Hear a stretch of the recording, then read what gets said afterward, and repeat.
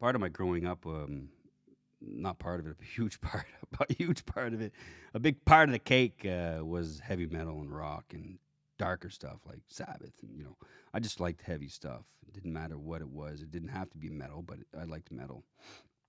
And as things progressed acoustically, I couldn't separate myself from that. When I started an acoustic sin, that element had to be there. Um, and and so it did. It got there, people, ate it up. They liked it.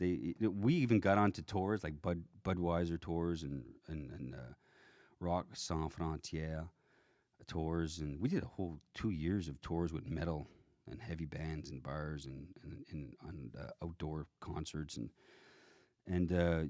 we sat right up there with them, and they were heavy. I mean heavy. And we sat right up there with them. We just picked all our heaviest, hard hitting tunes, and went out there and did our set. And people ate that up, and that's how we became quite popular throughout the Quebec. I don't mean Gaspésie, and I mean Quebec City and all that area, and the surrounding towns and villages, like just everything out there. We played so much, it was crazy. And a big holler out to a friend of mine who's passed now, but Eric Lejeunesse, who actually helped us become something in Quebec, and pushed us through many, many, many, many fun times. And playing up against these bands was nerve wracking, but we ended up.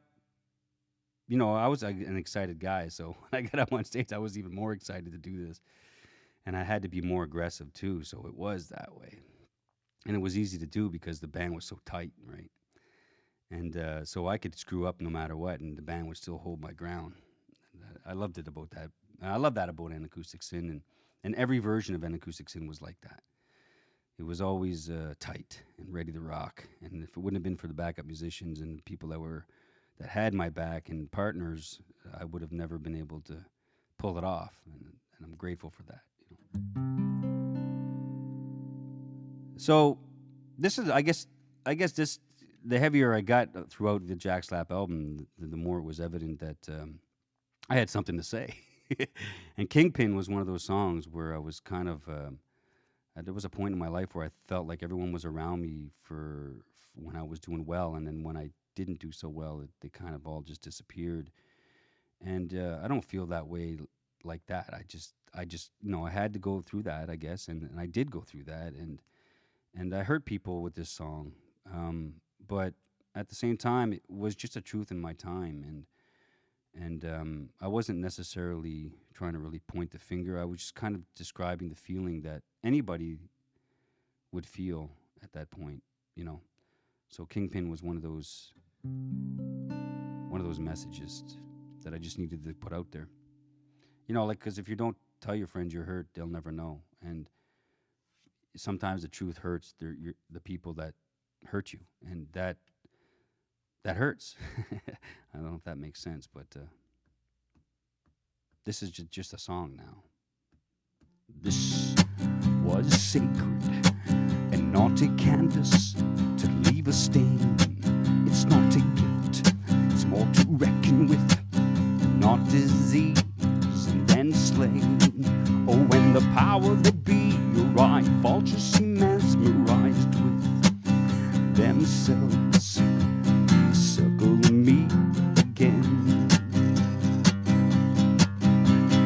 This is not a riddle, it's not a game to be toyed, it's not a struggle for power, it's not a scam or decoy.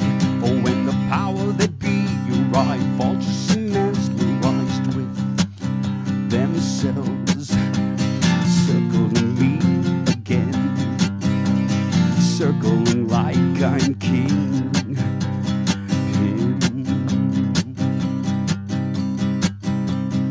So many wanting, so many